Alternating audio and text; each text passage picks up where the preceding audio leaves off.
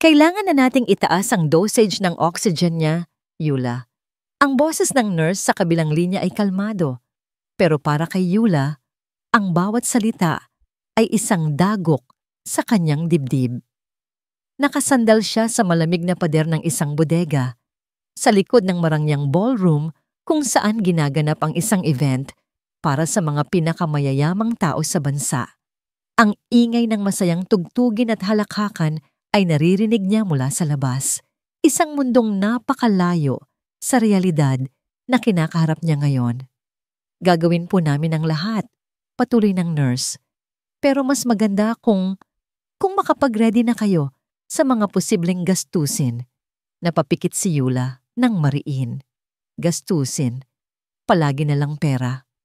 Sige po. Salamat sa pagtawag. Binaba niya ang cellphone at naramdaman niya ang unti-unting pag-init ng kanyang mga mata. Hindi siya pwedeng umiyak ngayon. Kailangan niyang maging matatag. Para kay Bunso. Para sa kapatid niyang si Leo na kasalukuyang nakikipaglaban sa sakit sa ospital.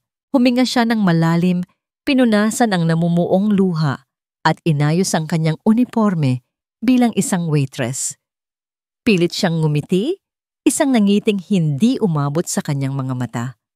Pagbukas niya ng pinto, bumungad sa kanya ang nakakasilaw na liwanag mula sa mga dambuhalang chandelier. Ang amoy ng mamahaling pabango at masasarap na pagkain ay pumuno sa hangin. Nagsasalita ang mga taong nakabihis ng mga eleganteng damit na parang wala silang problema sa mundo. Para kay Yula, ang lugar na ito ay isang paalala ng lahat ng bagay na wala siya. Yula, bilisan mo. Kailangan na ng mga bisita sa table 5 ng red wine. Utos ng kanyang supervisor. Opo, ma'am. Mabilis niyang kinuha ang isang tray na may 2 kopita ng alak. Maingat siyang naglakad sa pagitan ng mga bisita, ang isip ay lumilipad pabalik sa ospital. Kailangan niya ng pera. Kailangan niyang magtrabaho ng doble, triple, kahit ano pa. Sa kanyang pagmamadali at pag-aalala, hindi niya napansin ang isang lalaking biglang humakbang paatras mula sa isang grupo. Nabunggo siya.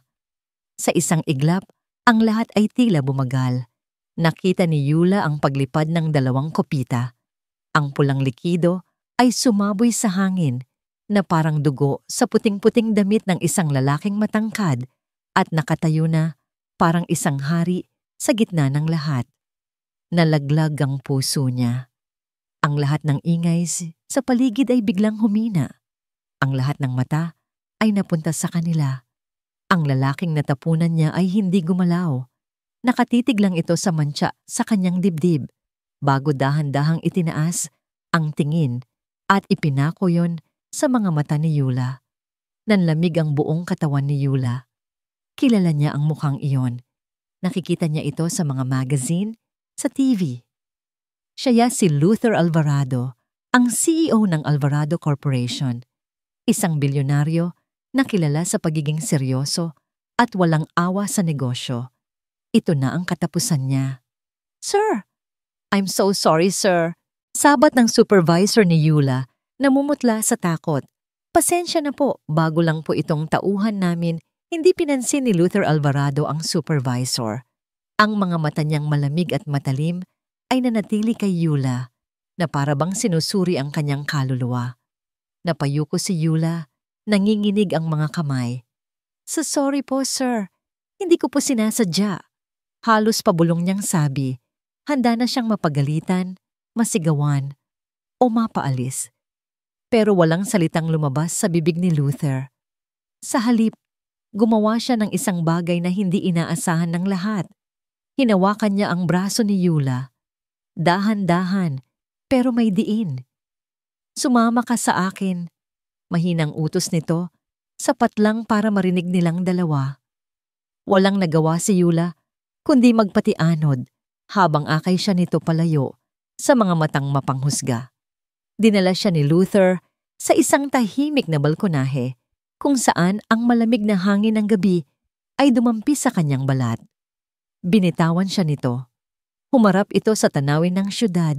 Ang likod nito ay nakaharap sa kanya. Akala ni Yula ay sisimulan na nito ang paggalit. Pero ilang sandali pa ang lumipas sa katahimikan. Anong nangyari diyan? Nagulat si Yula sa tanong. Tumingin siya sa direksyong tinitingnan ni Luther. Hindi ito nakatingin sa mamahaling relos nito, kundi sa kamay ni Yula, sa maliit at lumang peklat sa ibabaw ng kanyang palad. Po? Ang peklat mo? Paglilinaw nito, lumingon ito ngayon sa kanya. Sa dilim, hindi na gaanong nakakatakot ang mga mata nito. May kung anong lungkot doon. Saan mo nakuha yan? Natigilan si Yula. Sa lahat ng pwede nitong itanong, yun pa talaga. Dati po, noong bata kami ng kapatid ko, mahina niyang sagot. May bubog sa daan. Itinulak ko po siya para hindi siya masugatan. Ako po ang nasalo. Hindi ito nagsalita. Tinitigan lang siya nito ng matagal, na para bang ang simpleng kwento niya ay ang pinaka-interesanteng bagay na narinig nito sa buong buhay niya. Naramdaman ni Yula ang pamumula ng kanyang mga pisngi. Gagawin mo ang lahat para sa kanya, hindi ba? Tanong ulit ni Luther.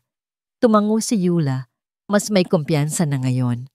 Opo, siya na lang po ang pamilya ko. Isang ngiti, isang napakaliit, halos hindi makitang nangiti, ang sumilay sa labi ni Luther Alvarado. Isang nangiting nagpabago sa buong anyo niya. Pagkatapos ng gabing iyon, iginiit ni Luther na ihatid siya pauwi. Sa loob ng kanyang mamahaling sasakyan, walang nagsalita. Nahihiya si Yula sa kaibahan ng mundo nila. Ang amoy ng leather at ang tahimik na ugong ng makina ay ibang-iba sa maingay at masikip na jeep na sinasakyan niya araw-araw. Nang huminto ang sasakyan sa tapat ng eskinita, papunta sa bahay niya, agad siyang naghandang bumaba. Salamat po ulit, sir, at pasensya na po talaga kanina. Bubuksan na sana niya ang pinto. Nang magsalita ito, ang boses ay mababa at seryoso. Yula, napalingon siya. Ito ang unang beses na binanggit nito ang pangalan niya. Inabot nito ang kamay niya. Marahan nitong hinawakan niyon. Ang init ng palad nito ay dumaloy sa buong katawan niya. Huwag mong isipin na ito na ang huli nating pagkikita. Lumipas ang mga linggo. Ang alaala ng gabing iyon ay unti-unting naglaho na parang isang panaginip. Isang maganda, ngunit imposibleng panaginip. Bumalik si Yula sa dati niyang buhay, sa pagtatrabaho sa iba't ibang raket at sa walang katapusang pag-aalala para kay Leo. Hanggang sa isang umaga, nagbago ang lahat. Nakatayo siya sa loob ng kanilang maliit na banyo, nanginginig ang mga kamay habang nakatitig sa isang maliit na puting bagay na hawak niya.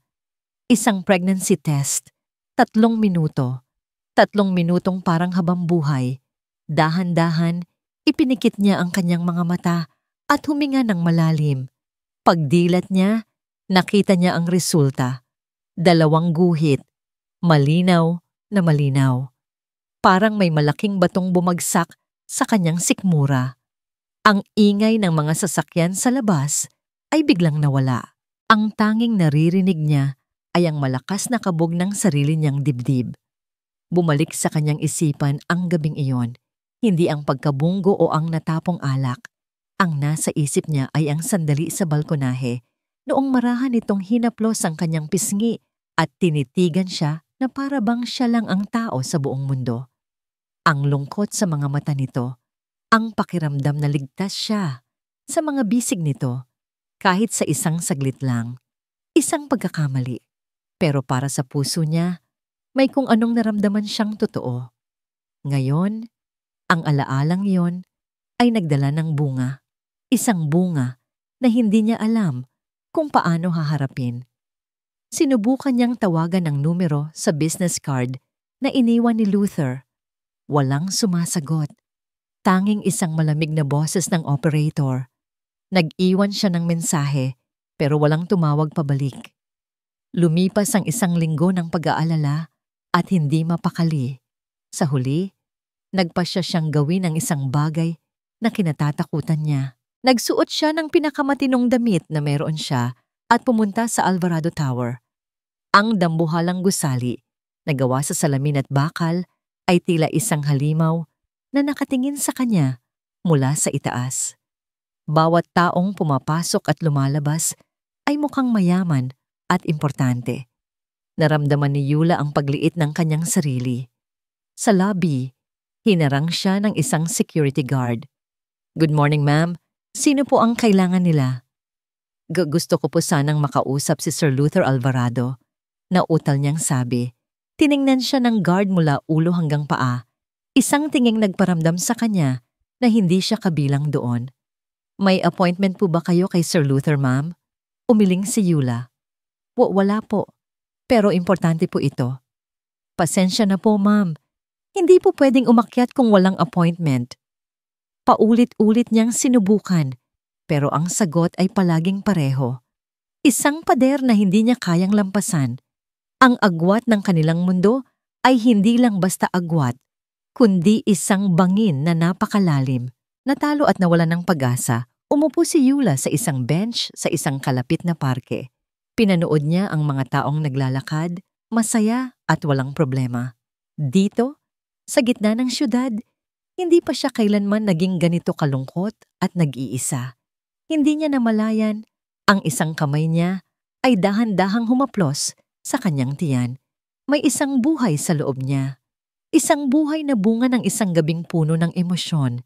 Isang buhay na ngayon ay responsibilidad niya. Paano na si Leo? Paano niya ito bubuhayin? Naramdaman niya ang pag-init ng kanyang mga mata. At sa pagkakataong yon, hinayaan niyang tumulo ang mga luhang kanina pa niya pinipigilan. Biglang nag-vibrate ang kanyang mumurahing cellphone sa loob ng kanyang bag.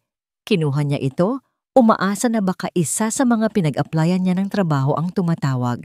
Pero isang unregistered number ang lumabas sa screen. May isang text message. Binuksan niya ito. 2 pangungusap lang ang nakasulat. Pero sapat na yon para tumayo ang lahat ng balahibo sa kanyang katawan. "Alam ko ang problema mo. Magkita tayo." Sinundan ni Yula ang address na ibinigay sa text message. Dinala siya nito sa isang mamahaling restaurant na hindi niya kailanman mapapasok sa buong buhay niya. Ang pangalan ng lugar ay nakasulat sa eleganteng gintong letra. Nanginginig ang kanyang mga tuhod habang papalapit siya sa pinto. Paano kung isa itong patibong? Paano kung masamang tao ang nag-text sa kanya? Pero anong pagpipilian niya? Nasa bingit siya ng kawalan. Isang babaeng nakasuot ng formal na damit ang sumalubong sa kanya. "Miss Yula Ramirez?" tanong nito. May professional na ngiti. Tumango lang si Yula, nagulat na alam nito ang pangalan niya. "This way, ma'am. Hinihintay ka na niya." Iginiya siya ng babae papasok. Hindi sa pangunahing dining area na puno ng mga tao, kundi sa isang pribadong silid sa dulo ng pasilyo. Binuksan nito ang pinto para sa kanya. "Magsabi lang po kayo kung may kailangan kayo," sabi ng babae bago isara ang pinto. At iwan siyang mag-isa. Ang silid ay tahimik at elegante.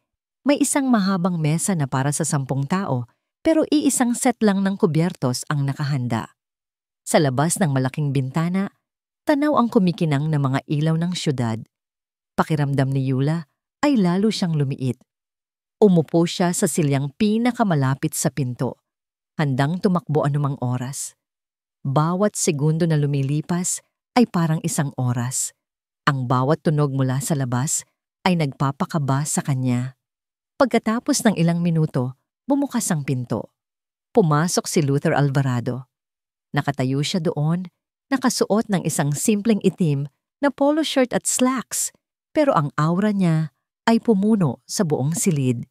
Ang mga mata niya ay pareho pa rin, malamig, malalim, at tila nakikita ang lahat. Hindi siya ngumiti. Umupo siya sa kabilang dulo ng mesa, naglalagay ng malaking distansya sa pagitan nilang dalawa. "Nakatanggap ako ng 14 na mensahe mula sa'yo." Simula niya, ang boses ay kalmado at walang emosyon.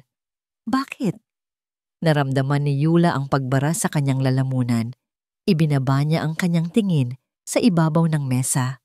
Dahil kailangan kitang makausap. Tungkol saan? Ang tanong ay parang isang pagsubok. Isang pagsubok kung may lakas siya ng loob na sabihin ang totoo.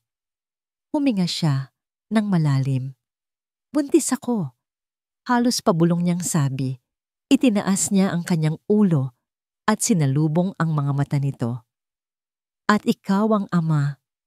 Walang pagbabago sa ekspresyon ni Luther. Walang gulat, walang galit, walang saya. Para bang sinabi lang ni Yula na uulan bukas. Alam ko, simpleng sagot nito.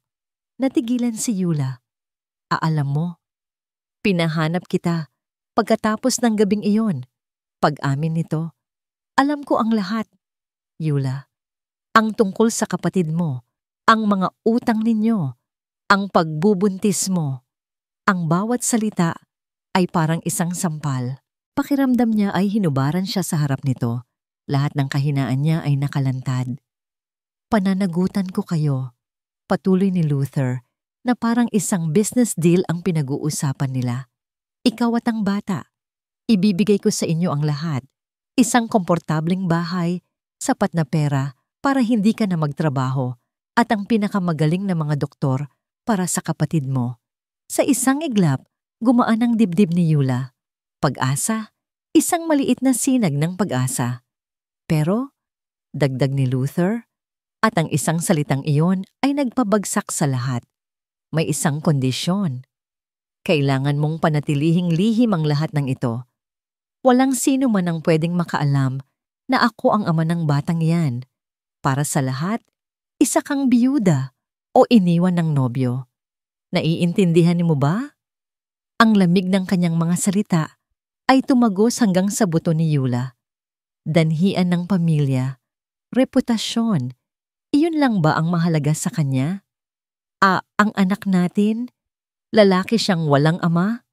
Nanginginig niyang tanong. Hindi siya magkukulang sa kahit ano. Mabilis na sagot ni Luther. Pero hindi pwedeng madungisan ang pangalan ng pamilya Alvarado. Ang mga mata ni Yula ay napuno ng luha. Ito ba talaga ang lalaking nagpakita sa kanya ng kabaitan sa balkonahe? O panaginip lang ba ang lahat ng yon? Tumingin siya ng diretso sa mga mata nito. Ang huling lakas ng loob niya ang ginamit. Ano ang magiging papel ko sa buhay ng anak ko? Maging ina lang sa apat na sulok ng isang bahay? Sa unang pagkakataon, nakita ni Yula ang isang emosyon na dumaan sa mga mata ni Luther. Isang bagay na hindi niya mapangalanan. Pagsisisi, sakit, pero mabilis din itong nawala. Ikaw ang magiging ina niya, sabi nito. Ang boses ay mas malumanay na ngayon. At sisiguraduhin kong walang makakapanakit sa inyong dalawa. Isang kontrata ang inilapag nito sa mesa. Isang kasunduan. Nanginginig ang kamay ni Yula habang binabasa ang mga nakasulat. Mga salitang legal na hindi niya maintindihan, pero ang kahulugan ay malinaw. Pera kapalit ng katahimikan. Para kay Leo. Para sa anak niya. Kinuha niya ang ballpen. Bawat letra ng kanyang pirma ay parang isang pako sa kanyang puso. Pagkatapos noon, dinala siya ni Luther sa isang mamahaling condominium unit. Malaki ito at kumpleto sa gamit. Maganda, pero malamig at walang buhay. Ito ang magiging bago niyang kulungan. Pagpasok nila, may isang lalaking nagbubuhat at ng kahon na naglalaman ng iilang damit niya. Si Marco ang kanyang kababata at matalik na kaibigan. Yula, saan ka ba galing? Nag-alala ako sa'yo, sabi ni Marco. Pero naputol ito nang makita niya si Luther sa likod ni Yula. Sino siya? Bago pa man makasagot si Yula, nagsalita na si Luther, ang boses ay bumalik sa pagiging malamig. Ako ang nagmamay-ari ng unit na ito. At sino ka naman? Kaibigan niya ako. May diin na sagot ni Marco, halatang hindi nagustuhan ang tono ni Luther. Hindi na nagsalita si Luther, pero nang lumingon si Yula, nakita niya ito. Nakita niya kung paano titigan ni Luther si Marco. Isang titig na puno ng galit. Isang titig na tila nagsasabing, "Akin siya." Ang titig na yon ay mas nakakatakot pa kaysa sa lahat ng nakasulat sa kontratang pinirmahan niya. Ang bagong buhay ni Yula ay nagsimula sa katahimikan. Ang condominium unit na ibinigay sa kanya ni Luther ay maganda. Mula sa bintana, tanaw niya ang buong syudad, isang dagat ng mga ilaw na kumikinang sa gabi. Ang mga gamit ay moderno at mamahalin. Ang ref ay palaging puno ng masusustansyang pagkain. Hindi na niya kailangang magbilang ng barya para sa pamasahe o mag-alala kung saan kukunin ang pambayad sa ospital ni Leo. Nasa kanya na ang lahat ng bagay na pinangarap niyang maibigay sa kanyang pamilya. Pero sa bawat paggising niya sa umaga, sa malambot na kama, sa bawat pagkain niya sa malaking lamesa ng mag-isa, nararamdaman niya ang isang matinding kalungkutan. Ito ay isang gintong hawla. Maganda, pero isa pa ring kulungan. Si Luther ay madalas dumating nang hindi nag-aabiso. May dala siyang mga prutas, mga bitamina para sa buntis, o kung minsan ay mga librong pambata. Ginagawa niya ang lahat ng obligasyon ng isang ama, pero hindi ang obligasyon ng isang kasama. Ang mga pag-uusap nila ay maikli at formal, palaging tungkol sa kalusugan niya o sa mga pangangailangan ng bata. Isang hapon, habang masaya siyang nakikipag-usap sa cellphone kay Marco, biglang bumukas ang pinto. Pumasok si Luther. "Salamat sa tawag, Marco. Sige, bye na muna." Mabilis na pagpapaalam ni Yula, ibinaba ang telepono. Ang nangiti sa kanyang labi ay unti-unting nawala nang makita niya ang ekspresyon sa mukha ni Luther. "Sino yon?" tanong nito. Ang boses ay malamig. Si Marco po. Ang kaibigan ko," sagot ni Yula. Tumango si Luther, pero ang mga mata niya ay matalim. "Mukhang masaya ka." Hindi ito isang papuri, ito ay isang akusasyon. Kinukumusta niya lang po si Leo. Pagdadahilan ni Yula, kahit hindi niya maintindihan kung bakit kailangan niyang magpaliwanag. Hindi na nagsalita si Luther. Naglakad ito papunta sa ref, kumuha ng isang bote ng tubig at umupo sa sofa na malayo sa kanya. Ang katahimikan sa pagitan nila ay mas mabigat kaysa sa anumang sigaw. Kinabukasan, may dumating na mga technician sa unit niya. Nagulat na lang si Yula nang magsimula silang magkabit ng mga security camera sa bawat sulok ng bahay, sa sala, sa kusina, maging sa pasilyo papunta sa kanyang kwarto. Nang tawagan niya si Luther para magtanong, simple lang ang sagot nito. "Para sa kaligtasan mo," sabi nito sa kabilang linya. "Gusto kong masigurado na ligtas ka palagi." Pero habang tinitingnan ni Yula ang maliit na pulang ilaw na kumukurap sa kamera sa may sala, hindi kaligtasan ang naramdaman niya, kundi pagkasakal. Pakiramdam niya ay isa siyang bilanggo na binabantayan bawat minuto, bawat segundo. Isang gabi, habang nanonood sila ng TV sa sala, isa sa mga pilit na sandali ng normalidad nila, bigla niyang naramdaman yon. Isang maliit na pitik mula sa loob ng kanyang tiyan. Napahawak siya doon. Ang mga mata niya ay nanlaki sa gulat at tuwa. Sumipa ang anak nila. Sa unang pagkakataon, napansin ni Luther ang kanyang reaksyon. "Anong nangyari?" "Yung baby?" sabi ni Yula, may ngiti sa kanyang mga labi. "Gumagalaw siya." Lumapit si Luther. May pag-aalinlangan sa kanyang mga mata. Isang emosyon na hindi pa nakikita ni Yula sa kanya dati. Gusto mong maramdaman?" Alok ni Yula. Ang puso niya ay biglang bumilis. Nag-alinlangan si Luther, pero dahan-dahan, itinaas nito ang kanyang kamay at ipinatong sa tiyan ni Yula. At sa sandaling iyon, sumipa ulit ang bata, mas malakas ngayon. Nakita ni Yula ang pagbabago sa mukha ni Luther, ang pagkagulat, ang pagkamangha, ang isang kislap ng purong kagalakan sa kanyang mga mata. Sa isang saglit, nawala ang CEO na malamig at seryoso. Ang nakita niya ay isang ama, pero kasing bilis ng pagdating nito, nawala rin ito. Bigla nitong binawi ang kanyang kamay na parabang napaso. Tumayo ito at tumalikod. Gabi na. Kailangan ko nang umalis, sabi nito. Ang boses ay bumalik sa dati. Naiwan si Yula na nakaupo, puno ng pagkalito. Sino ba talaga si Luther Alvarado? Bakit siya binibigyan nito ng mga pahiwatig ng pagmamahal para lang bawiin ito kaagad? Kinabukasan, may dumating na delivery para sa kanya. Isang malaking buke ng bulaklak. Nagtaka siya. Hindi si Luther ang tipo ng tao na magpapadala ng bulaklak. Kinuha niya ito mula sa delivery man. Maganda ito. Isang kumpol ng mga puting lila. Pero nang malanghap niya ang amoy, bigla siyang napabahing. Allergy siya sa lilies. Sino ang magpapadala sa kanya ng bulaklak na alam niyang magbibigay sa kanya ng allergy? May nakita siyang isang maliit na card na nakasuksok sa mga bulaklak. Kinuha niya ito. Walang pangalan. Tanging 5 salita na nakasulat sa magandang sulat kamay. Hindi lahat ng kumikinang ay ginto.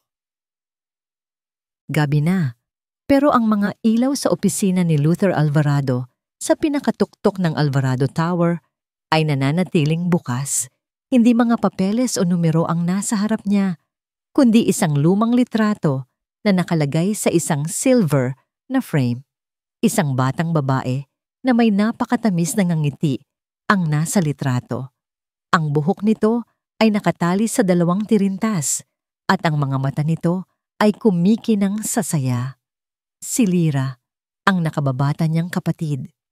Dahan-dahang hinaplos ni Luther ang salamin ng frame, binabalikan ang alaala ng araw na yon. Ang huling araw na nakita niyang ngumiti ang kapatid niya. Ang araw bago ang aksidente. Ang araw bago niya ito iniwang mag-isa para lang sa isang walang kwentang laro kasama ang mga kaibigan. Kasalanan ko. Ang mga salitang iyon ay paulit-ulit na tumatatak sa kanyang isip sa loob ng 15 taon.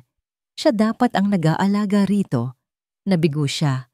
Ipinikit niya ang kanyang mga mata at ang mukha ni Yula ang biglang lumitaw sa kanyang isipan. Ang mga mata nitong puno ng determinasyon, ang tapang nitong harapin ang mundo ng mag-isa.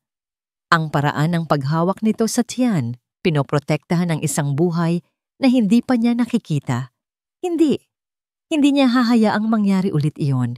Hindi siya pwedeng mabigo ulit sa pagprotekta sa isang taong mahalaga sa kanya, kaya't kailangan niyang kontrolin ang lahat. Ang seguridad, ang pagkain, maging ang mga taong nakakasalamuhan nito. Isang katok sa pinto ang pumutol sa kanyang pag-iisip.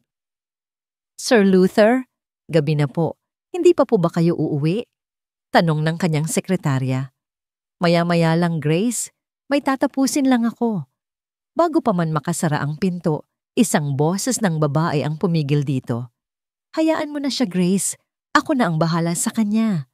Pumasok si Amelia Reyes. Suot ang isang mamahaling pulang bestida na bumabagay sa kanyang maputing balat. May dala siyang 2 tasa ng kape. Ngumiti ito ng matamis, isang ngiting sanay na sanay nang makuha ang gusto. Amelia, sabi ni Luther, walang emosyon. Itinago niya ang litrato sa loob ng isang drawer. Anong ginagawa mo dito? May meeting lang ako sa kabilang building. I thought I'd drop by. Malambing niyang sabi. Inilapag ang isang tasa sa mesa ni Luther. Marahan niyang hinawakan ang braso nito. You work too hard, Luther. Tita Eleanor is getting worried. Ang pagbanggit sa pangalan ng kanyang tiyahin ay isang paalala. Isang paalala sa mga responsibilidad niya, sa mga inaasahan ng kanyang pamilya. Si Amelia, ang babaeng pinili nila para sa kanya. Perpekto. Galing sa tamang pamilya, walang bahid dungis. Busog pa ako, Amelia. Salamat. Dahan-ahan niyang inalis ang kamay nito sa kanyang braso. Hindi natinag si Amelia. Alam mo, Luther, aprobado na ng board ang merger na gusto ng pamilya natin. It's a perfect match, don't you think? Just like us. Tinitigan lang siya ni Luther. Ang isip niya ay nasa ibang lugar. Nasa isang maliit na condominium unit kung saan naghihintay ang isang babaeng mas simple, Pero 100 beses na mas totoo. Pagkaalis ni Amelia, muling bumalik ang anino sa isip ni Luther. Ang anino ng lalaking kausap ni Yula sa telepono kanina. Marco. Hindi niya mapigilan ang sarili. Kinuha niya ang kanyang cellphone at tinawagan ang kanyang pinagkakatiwalaang private investigator. Gusto kong malaman ang lahat tungkol sa isang lalaking nagngangalang Marco Sandoval. Utos niya, ang boses ay may basay mababa at may diin. Lahat. Habang ibinibigay niya ang mga detalye, may isang bahagi sa kanya na sumisigaw. Ano ba itong ginagawa ko? Hindi ito tama. Ito ay tanda ng kawalan ng tiwala. Pero mas malakas ang takot sa kanyang puso. Ang takot na isang araw, pipiliin ni Yula ang isang simpleng buhay kasama ang isang simpleng lalaki at iiwan siya. Iiwan siya tulad ng pag-iwan sa kanya ni Lyra. Lumipas ang ilang araw. Habang nagmamaneho si Luther papunta sa unit ni Yula, tumunog ang kanyang cellphone, ang investigator. May balita na ako tungkol kay Marco Sandoval, sir. Sabi ng boses sa kabilang linya. Ano yon? Nakatakda na siyang ikasal sa susunod na buwan, sir, sa isang babaeng matagal na niyang nobya. Parang may isang malaking tinik na nabunot sa dibdib ni Luther. Gumaan ang kanyang pakiramdam, pero agad itong napalitan ng matinding hiya. Lahat ng selos niya ay walang basihan. Nagkamali siya ng hinala. Binaba niya ang tawag, desididong hihingi ng tawad kay Yula sa kanyang pagiging mahigpit. Ngunit bago pa man niya mailiko ang sasakyan, tumunog ulit ang kanyang cellphone. Isang message alert mula sa isang unknown number. Binuksan niya ito. Isa itong litrato. Nakahinto ang puso niya. Sa litrato, nakatayo si Yula at Marco sa labas ng isang gusali na mukhang klinika. Nakalagay ang kamay ni Marco sa balikat ni Yula, habang si Yula naman ay nakatingin dito na may kung anong emosyon sa mukha. Ang anggulo ng kuha ay nagmukha silang isang mag-asawang nag-aalala, nakatayo sa labas ng isang gusali na may maliit na karatula. Maternity clinic. Parang isang bombang sumabog sa loob ng isipan ni Luther. Ang lahat ng hiya at pagsisisi na naramdaman niya kanina ay biglang naglaho, napalitan ng isang malamig at nagniningas na galit. Humigpit ang hawak niya sa manibela. Ang mga ugat sa kanyang braso ay lumitaw. Nagtagis ang kanyang mga bagang, klinika ng buntis. Bakit sila magkasama doon? Bakit ang kamay ng lalaking iyon ay nasa balikat ni Yula na para bang ito ang may karapatan? Sinungaling. Ang salitang iyon ay umalingaw-ngaw sa kanyang ulo. Sinungaling ang investigator? O sinungaling si Yula? Ang imahe sa litrato ay paulit-ulit na naglalaro sa kanyang isipan. Sinusunog ang lahat ng lohikal na pag-iisip. Hindi na niya nakita ang babaeng simple at totoo. Ang nakita niya ay isang babaeng nagtataksil sa kanya, kasama ang lalaking kinasusuklaman niya. Ang takot na nararamdaman niya ay hindi na lang takot na mawalan. Ngayon, ito ay takot na niloloko siya, na ang lahat ng ito, ang bata, ang pag-aalaga, ay isang malaking kasinungalingan. Bigla niyang kinabig ang manibela. Ang gulong ng mamahaling sasakyan ay umingit sa kalsada. Hindi na siya papunta sa kondominium ni Yula. Hindi niya kayang makita ito ngayon. Ang galit sa kanyang puso ay baka maging sanhi ng mga salitang hindi na niya mababawi. Nagmaneho siya pabalik sa Alvarado Tower, ang kanyang santuaryo, ang kanyang kaharian, ang lugar kung saan kontrolado niya ang lahat. Pagdating niya sa kanyang opisina, ibinagsak niya ang sarili sa kanyang upuan at muling tinitigan ang litrato sa kanyang cellphone. Pinalaki niya ang imahe, sinusuri ang bawat detalye, ang ekspresyon sa mukha ni Yula. Pag-aalala ba iyon? O pagmamahal para sa lalaking katabi niya? Sino ang nagpadala nito? Isang kaaway sa negosyo? Isang taong gustong sirain siya? O si Marco mismo na gustong ipamukha sa kanya na panalo ito? Ang hindi niya maintindihan ay kung bakit ganito kasakit. Hindi dapat. Si Yula ay isang responsibilidad. Isang obligasyon. Iyon ang sinasabi niya sa sarili niya. Pero ang kirot sa kanyang dibdib ay nagsasabi ng ibang kwento. Ang kirot na nararamdaman niya ngayon ay mas malala pa kaysa sa lungkot na nararamdaman niya sa tuwing naaalala niya si Lyra. Dahil ang lungkot na yon ay galing sa nakaraan. Ang sakit na ito ay nangyayari ngayon. At buhay na buhay, tinawagan niya ang kanyang sekretarya. "Grace," sabi niya, "ang boses ay matigas at walang anumang init. I-cancel mo lahat ng meeting ko bukas." "Pero sir, may meeting po kayo sa mga foreign investors. I don't care." "Cancel everything." Putol niya. Huminga siya ng malalim, nag-iisip. "At magpatawag ka ng family meeting bukas ng tanghali sa mansyon. Sabihin mo kay Tita Eleanor at sa aking ina, urgent." "Masusunod po, sir. May kailangan po ba silang malaman na agenda?" Tumingin si Luther sa bintana, sa syudad na nasa ilalim ng kanyang mga paa. Ang syudad na handa niyang ibigay kay Eula. "Sabihin mo," dahan-dahan niyang sabi, ang bawat salita ay may bigat. Oras na para pag-usapan ang isang bagay na matagal na nating iniiwasan. Ilang araw na ang lumipas mula nang huling magpakita si Luther. May kakaibang lamig sa pagitan nila. Isang distansyang hindi kayang ipaliwanag ni Eula. Ang mga tawag nito ay naging bihira at maikli. Ang mga kamera sa paligid niya ay tila mas mapanuri kaysa dati. Kinakabahan si Eula. May nagawa ba siyang mali? May nasabi ba siyang hindi nito nagustuhan? Isang umaga, nagpasya siyang basagin ng yelo. Kung hindi ito lalapit sa kanya, siya ang lalapit dito. Sa kusina, maingat niyang inihanda ang isang lunchbox. Hindi ito basta-bastang pagkain.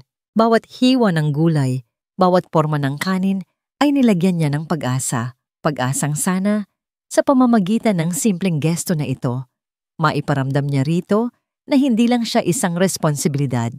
Na tao siya, na may puso siyang handang magmahal. Ito ang unang pagkakataon na lalabas siya sa kondominium ng mag-isa mula nang lumipat siya. Gamit ang perang naipon niya mula sa mga natitirang sahod niya dati, sumakay siya ng taxi papuntang Alvarado Tower. Habang nasa biyahe, hinaplos niya ang kanyang tiyan.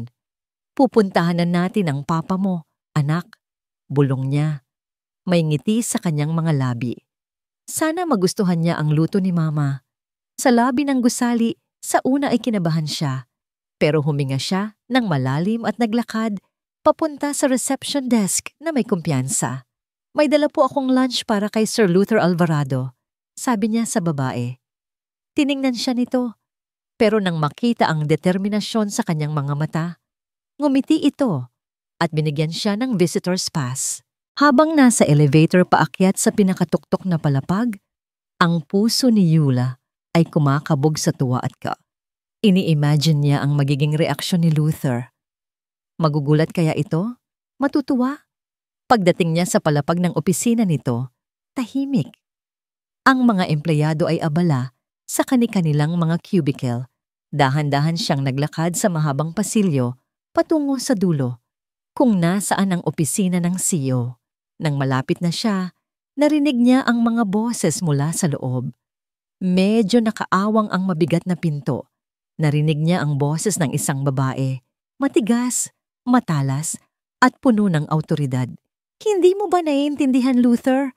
Ang bawat desisyon mo ay nakakaapekto sa buong pamilya.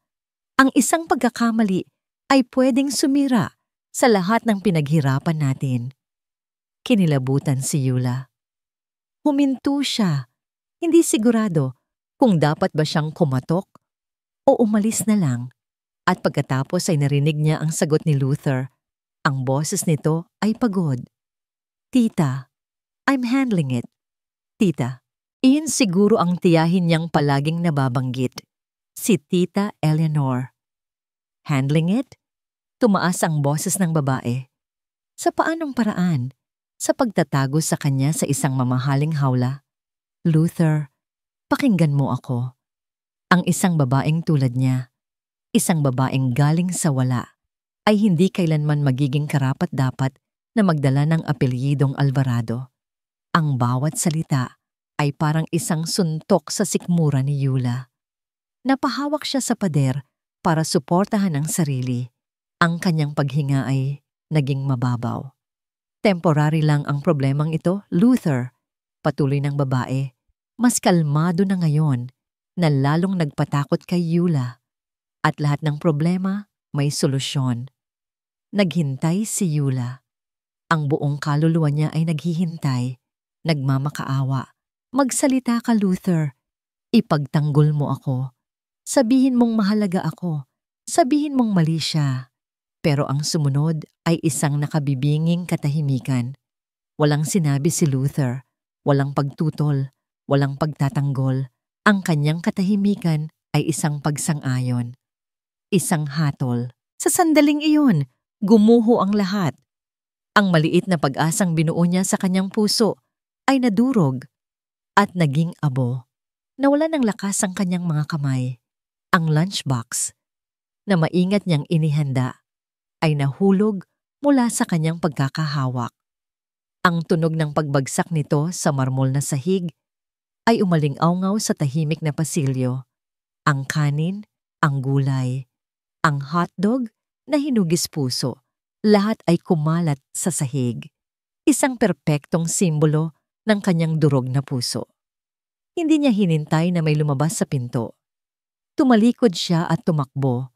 Tumakbo siya palayo sa opisina, palayo sa mga mapanghusgang salita, palayo sa nakakamatay na katahimikan ni Luther. Tumakbo siya na parang hinahabol ng isang halimaw na siya mismo ang lumikha sa kanyang isipan.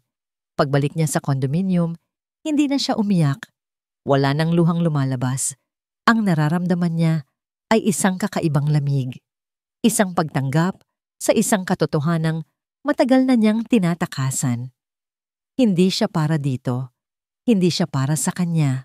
Walang imik. Binuksan niya ang kanyang aparador at kinuha ang luma niyang bag. Inilagay niya roon ang iilan niyang damit. Hindi ang mga bagong damit na binili ni Luther, kundi ang mga dati niyang damit na kupas at simple. Sa ibabaw ng lamesa sa sala, iniwan niya ang cellphone na nabigay nito. Iniwan niya ang credit card. Kinuha niya lang ang kaunting pera mula sa kanyang pitaka. Sapat lang para sa pamasahe. Humarap siya sa salamin. Tinitigan niya ang sarili niyang refleksyon. Ang babaeng nakita niya ay hindi na ang babaeng mahina at puno ng takot. May bagong apoy sa kanyang mga mata. Isang apoy na isinilang mula sa abo ng kanyang puso. Dahan-dahan, inilagay niya ang kanyang kamay sa kanyang tiyan kung saan natutulog ang kanyang munting anghel. Kaya nating dalawa lang anak, bulong niya sa katahimikan ng gintong hawla, bago niya ito talikuran ng tuluyan. Pagkatapos ng tensyonadong pag-uusap nila ni Tita Eleanor, naiwan si Luther na nakaupo sa kanyang opisina. Gulong-gulo ang isip. Ang mga salita ng kanyang tiyahin ay umuulit-ulit sa kanyang utak. Temporary lang ang problemang ito. Pero para sa kanya, si Yula ay hindi isang problema. Siya ang tanging solusyon sa isang buhay na matagal nang walang kulay. Isang pakiramdam ng pagsisisi ang gumapang sa kanyang dibdib. Bakit hindi siya nagsalita? Bakit hindi niya ito ipinagtanggol? Dahil duwag ka. Ang boses sa kanyang isipan ay malinaw at malupit. Duwag siyang harapin ang kanyang pamilya. Duwag siyang aminin sa sarili niya na ang nararamdaman niya para kay Yula ay higit pa sa responsibilidad. Tumayo siya. Kailangan niyang makita si Yula. Kailangan niyang humingi ng tawad. Dumaan siya sa isang tindahan ng alahas bago umuwi. Pinili niya ang isang simple ngunit eleganteng silver anklet. May maliit itong palawit na hugis araw at sa likod nito ay pinaukit niya ang pangalan ni Yula. Isang simbolo na si Yula ang kanyang araw, ang liwanag sa kanyang madilim na mundo. Habang hawak ang maliit na kahon sa kanyang kamay, naramdaman niya ang isang kaba na hindi niya pa naramdaman noon. Kaba ng isang binatang nanliligaw sa unang pagkakataon. Pagdating niya sa harap ng condominium unit, Napansin niyang bahagyang nakaawang ang pinto. Kinutuban siya. Mabilis siyang pumasok. Yula? Katahimikan. Isang nakabibinging katahimikan ang sumalubong sa kanya. Ang sala ay malinis at maayos, pero may kakaibang pakiramdam. Pakiramdam ng kawalan. Yula, andito na ako. Naglakad siya papunta sa kusina. Walang tao. Pumasok siya sa kwarto. Ang kama ay maayos na natiklop. Ang aparador ay bahagyang nakabukas. Sinilip niya ito. Ang lahat ng mamahaling damit at sapatos na binili niya para kay Yula ay naroon pa. Pero ang mga luma at kupas na damit nito, ang mga damit na suot nito nung una silang magkita ay wala na. Parang may malamig na kamay ang humigpit sa kanyang puso. Bumalik siya sa sala. Ang mga mata ay ligaw na naghahanap. At doon, sa ibabaw ng glass table sa gitna, nakita niya ito. Ang cellphone, ang credit card, at isang maliit na piraso ng papel na nakatupi. Nanginginig ang kamay niya habang inaabot ito. Binuksan niya. Ang sulat kamay ni Yula ay simple at malinis, pero bawat letra ay tila isang patalim na tumutusok sa kanya. Salamat sa lahat. Malaya ka na. Malaya ka na. Paulit-ulit niyang binasa ang mga salita. Malaya. Ganoon ba ang tingin nito sa kanya? Na nakakulong siya sa relasyong ito? Biglang may naalala si Luther. Ang tunog kanina sa labas ng kanyang opisina. Ang tunog ng isang bagay na nabagsak. Akala niya ay guni-guni lang. Pero ngayon, narinig niya ang lahat. Napaupo siya sa sofa, ang lakas sa kanyang mga binti ay biglang nawala. Ang maliit na kahon na naglalaman ng anklet ay nahulog mula sa kanyang kamay, gumulong sa sahig. Ang sakit ng katotohanan ay 10 beses na mas matindi kaysa sa sakit ng hinala. Hindi siya niloko ni Yula. Siya ang nanakit dito. Ang kanyang katahimikan kanina sa opisina ang nagtulak dito palayo. Kinuha niya ang kanyang cellphone, nanginginig na idinial ang numero ni Yula. Ang numerong nakakabit sa cellphone na nasa harap niya. The number you have dialed is currently unavailable. Sinubukan niya ulit at ulit at ulit, pareho pa rin. Sa sobrang frustration, ibinato niya ang kanyang cellphone sa pader. Nagkalat ang mga piraso nito sa sahig, isang perpektong refleksyon ng kanyang nadudurog na mundo. Tumayo siya, hinilamos ang kanyang mukha, at sinabunutan ang sariling buhok sa sobrang galit at pagsisisi. Hindi, bulong niya sa sarili, hindi pwede. Sinipa niya ang lamesa. Pagkatapos ay sinuntok niya ang pader. Ang sakit sa kanyang kamao ay walang-wala kumpara sa sakit sa kanyang dibdib. Hindi niya napansin ang dugong dumadaloy mula rito. Sa gitna ng kanyang pagkasira, tumunog ang isa pa niyang cellphone, ang personal niyang gamit. Nanginginig niya itong kinuha mula sa kanyang bulsa. Si Tita Eleanor. Hello? Sagot niya. Ang boses ay basag. Ang boses ng kanyang tiyahin sa kabilang linya ay kalmado. Kalmado sa paraang nakakakilabot. Nasaan ang babae mo, Luther? Mukhang kailangan na nating pag-usapan si Amelia. Ang mga salita ay parang gasolinang ibinuhos sa apoy.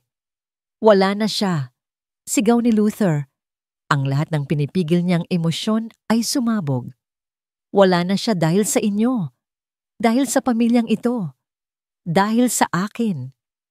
Isinandal niya ang kanyang noo sa pader na may dugo. Ang katawan ay nanginginig sa pag-iyak na hindi niya mailabas. Wala na siya at kasalanan niya ang lahat. 2 buwan na ang lumipas. Sa isang maliit na bayan sa tabi ng dagat, malayo sa gulo ng Maynila, namumuhay si Yula ng simple at tahimik.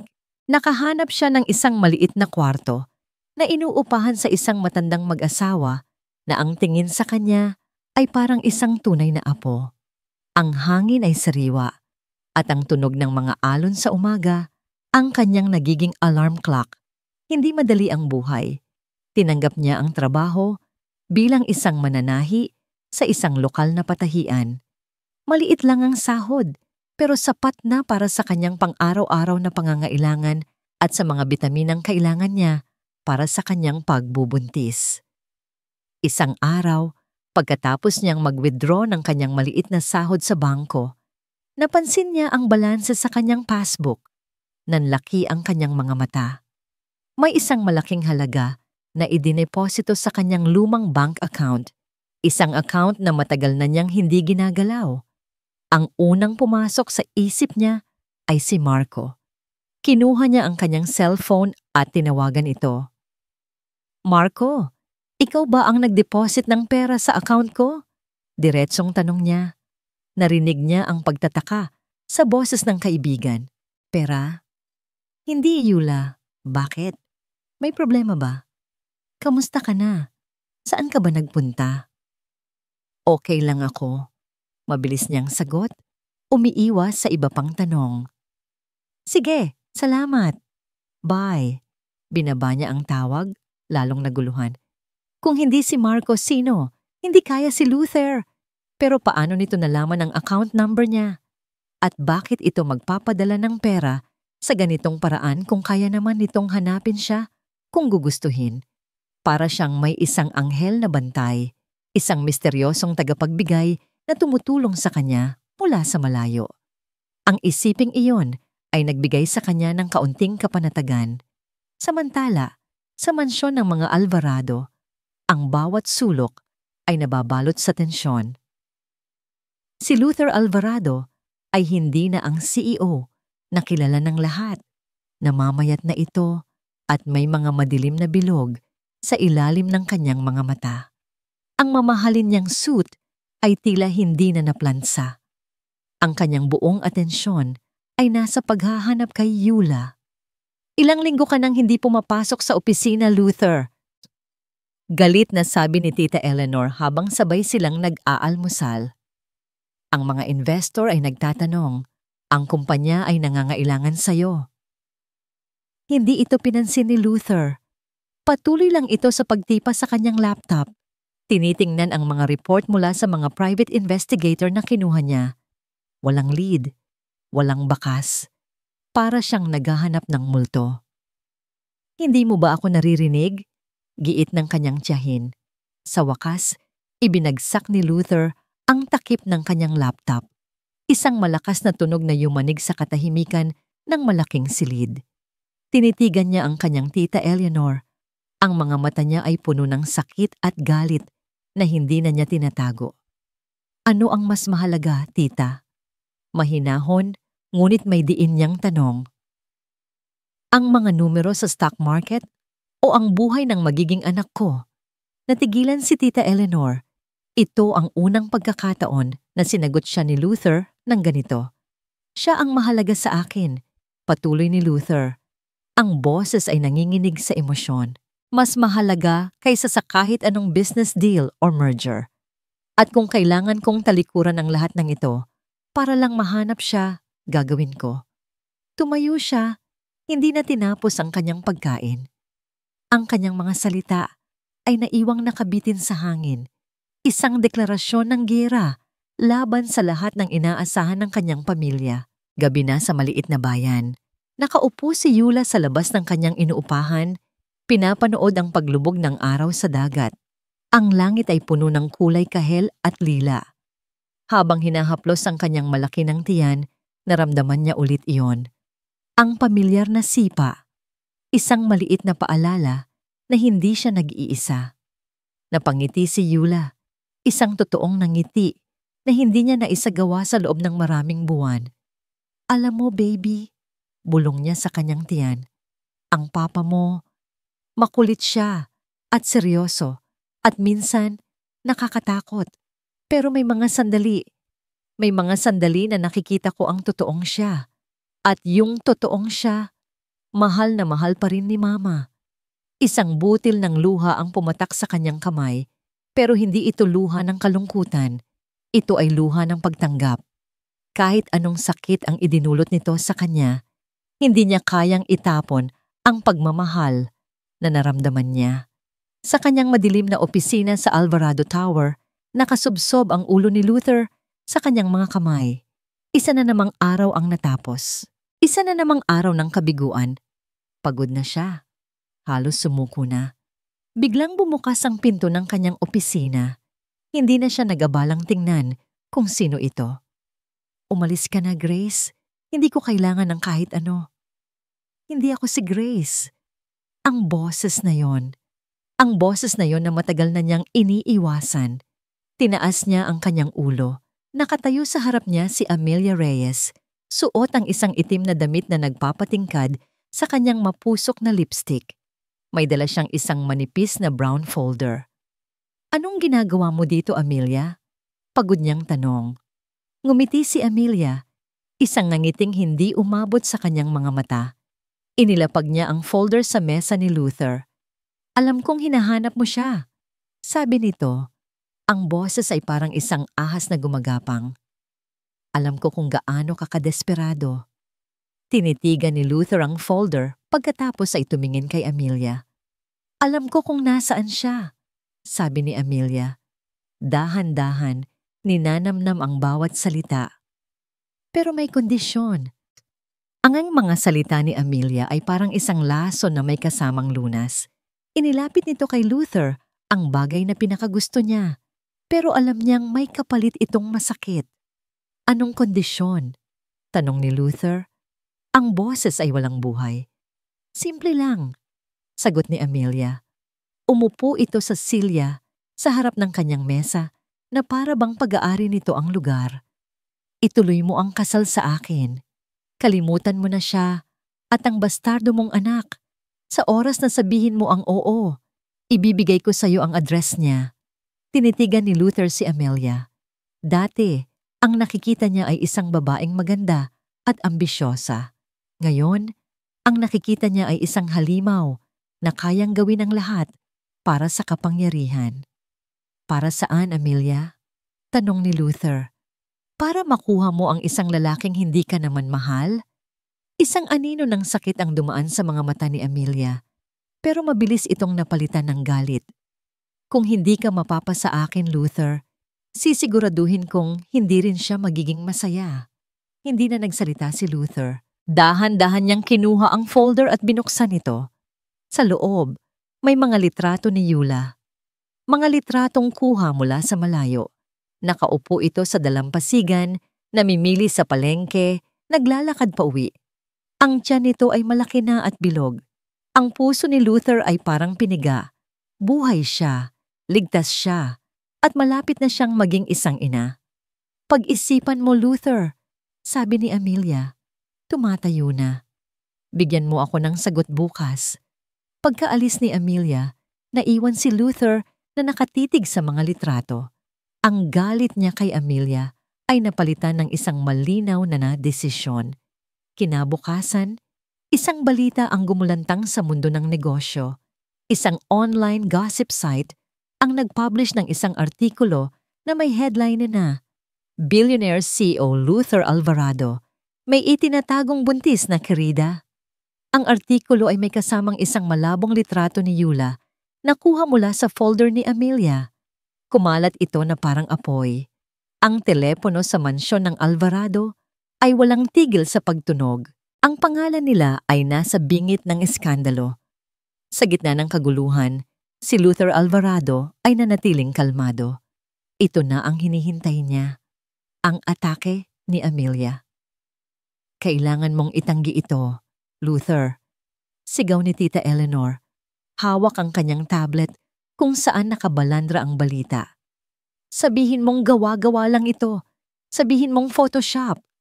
Tumingin si Luther sa kanyang tiyahin at sa kanyang ina na tahimik lang na nakaupo sa isang sulok, ang muka ay puno ng pag-aalala. Hindi ko itatanggi ang isang bagay na totoo. Mahinahon niyang sabi. Ano? Grace, tawag ni Luther sa kanyang sekretarya sa telepono. Magpatawag ka ng press conference sa loob ng 1 oras. 1 oras lang ang nakalipas, ang ballroom ng Alvarado Tower ay puno ng mga reporter, camera at nagbubulungang mga tao. Umakyat si Luther sa entablado. mag-isa. Ang mga flash ng camera ay kumikislap na parang kidlat. Ang mga tanong ay isinisigaw mula sa lahat ng direksyon. Itinaas niya ang kanyang kamay. Tumahimik ang lahat. Huminga siya ng malalim, humarap sa mga kamera. Alam na sa isang lugar doon, maaaring nanonood si Yula. Magandang hapon sa inyong lahat. Simula niya, ang kanyang boses ay malakas at malinaw, umaalingaw-ngaw sa buong silid. Hindi ako narito para magsinungaling. Hindi ako narito para magtago. Ang balitang kumakalat ngayon ay totoo. Isang malakas na bulungan ang pumuno sa silid. Oo, magiging ama ako. Pagpapatuloy niya, ang bawat salita ay may bigat at katapatan.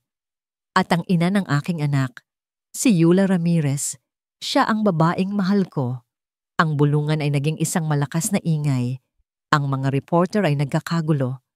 Marami akong pagkakamali. Sabi niya, ang kanyang mga mata ay nagsimulang mamasa. Hinayaan kong kontrolin ako ng takot. Takot na masaktan siya.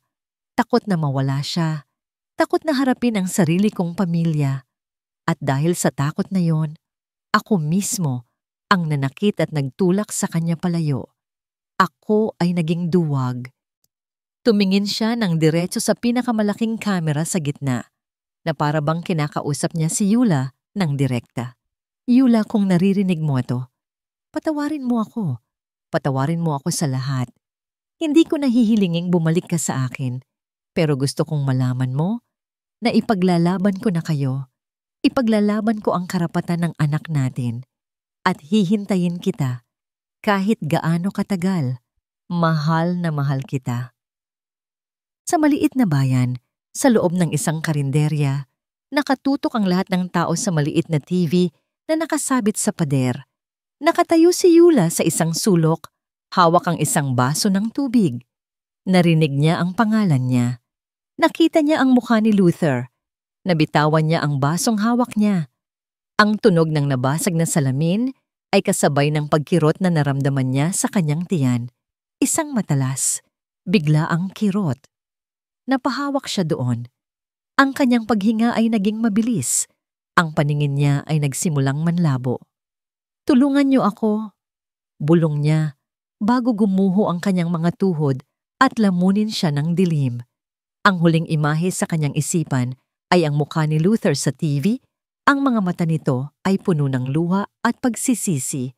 Ang tunog ng sirena ng ambulansya ang gumising sa diwa ni Luther. Mula sa pagkakatulala, pagkatapos ng press conference, isang tawag mula sa isang numerong hindi niya kilala. Isang matandang babae, ang may-ari ng bahay na inuupahan ni Yula. Si Yula po, isinugod namin sa ospital. Dinudugo po siya. Ang bawat salita ay parang isang martilyong pumupukpok sa kanyang dibdib. Walang pag-aalinlangan, tumakbo siya. Walang pakialam sa mga reporter na humahabol sa kanya, sa mga tanong na ibinabato sa kanya. Ang tanging nasa isip niya ay si Yula. Ang biyahe papunta sa probinsya ay ang pinakamahabang 3 oras sa buong buhay niya. Bawat segundo ay isang pagdurusa. Bawat metro na hindi niya nararating ay parang isang kabiguan. Ang mga imahe ng dugo, ng sakit, ng posibleng pagkawala ay paulit-ulit na naglalaro sa kanyang isipan. Pagdating niya sa maliit na ospital ng probinsya, ang amoy ng gamot at Xiaoduji, disinfectant, ang sumalubong sa kanya. Nakikita niya ang matandang mag-asawa sa labas ng isang pinto na may nakasinding ilaw sa itaas. Operating room. Nasaan siya? Tanong ni Kenya. Ang boses ay desperado. Nasa loob pa po, sir. Sagot ng matandang babae, umiiyak. Emergency CS po. Masyado raw pong maaga para sa panganganak niya. Napasandal si Luther sa pader. Ang lakas sa kanyang mga binti ay tuluyang nawala. Ito na naman. Ang pamilyar na pakiramdam ng kawalan ng magawa habang ang isang taong mahalaga sa kanya ay nasa bingit ng kamatayan sa likod ng isang saradong pinto. Ang parehong pakiramdam na naranasan niya 15 taon na ang nakalipas. Lumipas ang mga oras na parang mga taon. Pabalik-balik siya sa paglalakad sa pasilyo. Bawat pagbukas ng pinto ay nagpapatayo ng kanyang mga balahibo hanggang sa isang pamilyar na boses ang tumawag sa kanyang pangalan. Luther. Paglingon niya, nakita niya ang kanyang ina at si Tita Eleanor na nagmamadaling lumalapit. Anong ginagawa ninyo dito? Mahina niyang tanong. Hindi ka namin hahayaang mag-isa sa ganitong sitwasyon, sabi ng kanyang ina. Ang mga mata ay puno ng pag-aalala para sa kanya. Pero ang tingin ni Luther ay napunta kay Tita Eleanor. Ang galit na naramdaman niya sa loob ng maraming buwan ay muling umakyat. Masaya ka na ba? Malamig niyang sabi. Ito ba ang gusto mong mangyari? Hindi nagsalita si Tita Eleanor. Sa halip may kinuha ito mula sa kanyang bag. Isang passbook. Ang passbook ni Eula. Ako ang nagpadala ng pera. Pag-amin nito, ang boses ay nanginginig sa unang pagkakataon. Ako ang nagbantay sa kanya mula sa malayo. Ako ang nag-ayos para may tumulong sa kanya sa bayang ito. Natigilan si Luther. Ang lahat ng galit niya ay biglang napalitan ng matinding pagkalito. Bakit? Bakit? Tumingin si Tita Eleanor sa kanya. Ang mga mata nitong palaging matigas ay ngayon ay puno ng luha. Dahil nakita ko kung paano kanya binago, Luther. Oo, sinabi ko ang mga masasakit na salita na yon. Pero sinadya ko yon. Isang pagsubok. Gusto kong makita kung hanggang saan ang kaya mong gawin para sa kanya. Kung kaya mong talikuran ang pangalan natin para sa pagmamahal. Isang pagsubok? Hindi makapaniwalang sabi ni Luther. Tita, muntik na siyang mamatay. At dahil doon, sa wakas ay natuto kang lumaban. Sagot nito, ang mga luha ay tuluyan ng bumagsak. Natuto kang maging lalaking karapat-dapat para sa kanya. Patawarin mo ako, pamangkin. Masyado akong naging malupit. Bago pa man makasagot si Luther, bumukas ang pinto ng operating room. Isang doktor na pagod ang lumabas. Sino po ang pamilya ni Miss Ramirez? Ako po. Mabilis na sagot ni Luther. Lumapit. Ako ang ama ng bata. Tumingin ang doktor sa kanya. Congratulations! Nailigtas namin ang bata. It's a healthy baby boy, kahit premature. Pero, ang salitang pero ay nagpatigil sa pagtibok ng puso ni Luther. Ang ina po niya ay nagkaroon ng komplikasyon. Malaki po ang nawalang dugo sa kanya. She's in critical condition. Ginagawa namin ang lahat pero kailangan ninyong maging handa. Gumuho ang mundo ni Luther. Pinayagan siyang pumasok sa recovery room. Nakahiga si Eula sa kama, napapaligiran ng mga makina na tumutunog. Maputla ang kanyang mukha, na parang isang anghel na natutulog. Lumuhod si Luther sa tabi ng kama. Kinuha niya ang kamay ni Eula. Malamig ito. Eula, bulong niya, ang mga luha ay malayang dumadaloy sa kanyang mga pisngi. Gumising ka na, please. Huwag mo akong iwan. Huwag mo kaming iwan ng anak natin. Hindi ko kaya. Hindi ko kayang mabuhay nang wala ka. Pag-amin niya, ang boses ay basag na basag. Patawarin mo ako sa pagiging duwag ko. Patawarin mo ako kung ngayon ko lang nahanap ang lakas ng loob ko. Pero andito na ako. Hindi na kita iiwan. Pangako. Ikinuwento niya ang lahat. Ang tungkol kay Lyra. Ang tungkol sa takot niya. Ang lahat ng sakit at pagmamahal na itinago niya sa kanyang puso.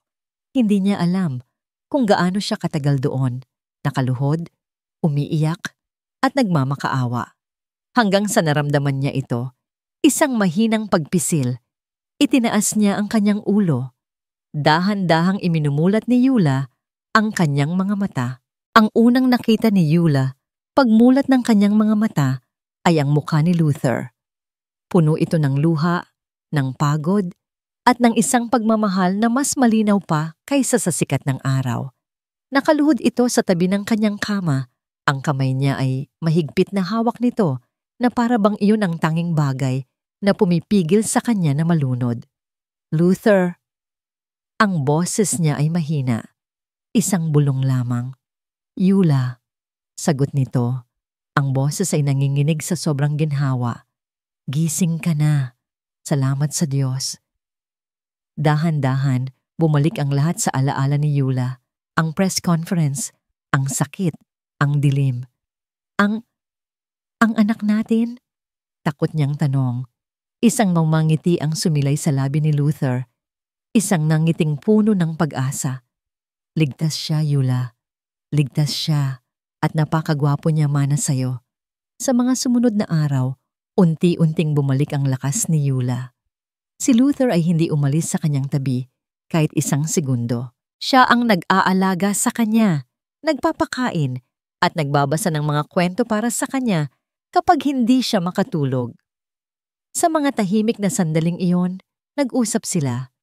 Hindi bilang isang CEO at isang waitress, kundi bilang dalawang taong nasaktan, nagkamali. At ngayon ay handa ng maghilom. Ikinuwento ni Luther ang tungkol kay Lyra. Ikinuwento ni Yula ang tungkol sa takot niya sa kahirapan. Ang lahat ng pader na itinayo nila sa pagitan ng kanilang mga sarili ay isa-isang gumuho. Isang hapon, dumating si Tita Eleanor kasama ang ina ni Luther. May dala silang mga prutas at bulaklak. Tumayo si Tita Eleanor sa paanan ng kama ni Yula. Ang mga mata nito ay puno ng pagsisisi. Yula, Iha, mahinang sabi nito. Wala akong ibang masabi, kundi patawad. Ang ginawa ko ay mali at malupit. Sana balang araw ay mapatawad mo ako. Tinitigan ni Yula ang matandang babae. Nakita niya ang sakit sa mga mata nito, ang bigat ng kanyang pinagsisisihan. Naiintindihan ko po, mahinang sagot ni Yula. Lahat po tayo ay nagkakamali dahil sa pagmamahal. Ang mga salitang yun ay tila isang malaking bigat na inalis mula sa dibdib ng lahat ng nasa silid. Ang ina ni Luther ay lumapit. Hinawakan ang kamay ni Yula at ngumiti. Isang nangiting nagsasabing maligayang pagdating sa pamilya. Nang sa wakas ay pinayagan na ng doktor si Yula na makita ang kanilang anak. Si Luther ang maingat na nagtulak ng kanyang wheelchair papunta sa nursery. Sa likod ng isang salamin, sa loob ng isang maliit na incubator, naroon ang kanilang munting anghel. Napakaliit, pero isang perpektong nilalang. Magkahawak kamay silang dalawa habang pinapanood ang kanilang anak. Kasama nila ang ina ni Luther, si Tita Eleanor, at maging si Leo, ang kapatid ni Yula, na pansamantalang dinala mula sa Maynila para makita ang kanyang pamangkin. Isang pamilya. Isang bagong pamilya na binuo mula sa mga sirang piraso. Isang linggo ang lumipas. Gabi na at malapit nang makalabas si Yula sa ospital. May ipapakita ako sa'yo, sabi ni Luther, may misteryosong ngiti. Tinulungan niya si Yulang makatayo at inalalayan papunta sa isang pinto na patungo sa labas. Pagbukas nito, bumungad sa kanila ang malamig na hangin ng gabi at ang libo-libong ilaw ng syudad mula sa rooftop ng ospital. Napakaganda ng tanawin. Luther, bakit tayo nandito? Nagtatakang tanong ni Yula. Hindi ito sumagot. Sa halip, humarap ito sa kanya. Hinawakan ang dalawa niyang kamay at tinitigan siya ng diretso sa mga mata. Yula Ramirez. Simula nito, ang boses ay seryoso at puno ng emosyon. Sa balkonaheng tulad nito, tayo unang nagkausap. Dito ko unang nakita ang tapang at kabutihan sa puso mo. Pero duwag ako. Tinago kita. Ikinahiya ko ang nararamdaman ko. Ngayon, dito, sa harap ng buong syudad, gusto kong itama ang lahat. Dahan-dahan, lumuhod si Luther Alvarado sa harap ni Yula. Mula sa kanyang bulsa, kinuha niya hindi isang mamahaling singsing na may dambuhalang diamante, kundi ang silver na anklet na may palawit na hugis araw. Hindi ko na kayang mabuhay na wala kayo. Sabi niya, ang mga mata ay nangingilid sa luha. Hindi ko na kayang isipin ang isang umaga na hindi kayo ang una kong makikita. Gusto kong maging asawa mo, ama ng mga anak natin, at kasama mo sa lahat ng hamon ng buhay, hindi sa lihim, kundi sa harap ng lahat. Itinaas niya ang angklet. Hindi ito isang kasunduan, Yula. Hindi ito isang kontrata. Ito ay isang pangako. Pakasalan mo ako, Yula. Ang mga luha ng kaligayahan ay malayang dumaloy sa mga pisngi ni Yula. Ang lahat ng sakit, lahat ng takot, lahat ng pag-iisa ay naglaho, napalitan ng isang napakatinding pagmamahal. Tumango siya, hindi makapagsalita. Tumayo si Luther at niyakap siya ng mahigpit. Sa ilalim ng mga bituin at ng mga ilaw ng syudad, ang kanilang mga labi ay muling nagtagpo. Hindi isang halik ng pagkakamali o ng pagnanasa, kundi isang halik ng pangako, ng pagpapatawad at ng isang bagong simula. Ang kanilang kwento ay hindi perpekto. Ito ay puno ng mga peklat. Pero tulad ng peklat sa kamay ni Yula, ang bawat isa ay isang paalala, hindi ng sakit, kundi ng katatagan at ng isang pag-ibig na kayang paghilumin ang lahat.